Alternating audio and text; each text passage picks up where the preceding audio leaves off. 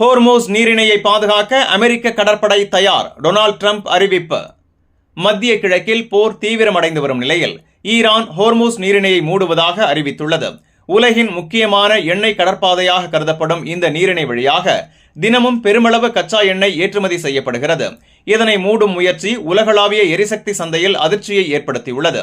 இதனைத் தொடர்ந்து அமெரிக்க அதிபர் டொனால்ட் ட்ரம்ப் எண்ணெய் கப்பல்களுக்கு பாதுகாப்பு வழங்க அமெரிக்க கடற்படையை அனுப்ப தயாராக இருப்பதாக தெரிவித்துள்ளார். ஹோர்மூஸ் நீரிணை வழியாக செல்லும் வர்த்தக கப்பல்களுக்கு பாதுகாப்பு வழங்குவது அமெரிக்காவின் முக்கிய முன்னுரிமை எனவும் அவர் கூறியுள்ளார். இந்த அறிவிப்பின் தாக்கம் உடனடியாக பிராந்தியத்தில் உணரப்பட்டுள்ளது. குறிப்பாக ஈராக் நாட்டின் முக்கிய எண்ணெய் உற்பத்தி மையங்களான ருமைலா மற்றும் வெஸ்ட்குர்னா பகுதிகளில் உற்பத்தி மந்தமாகியுள்ளதாக தகவல்கள் தெரிவிக்கின்றன.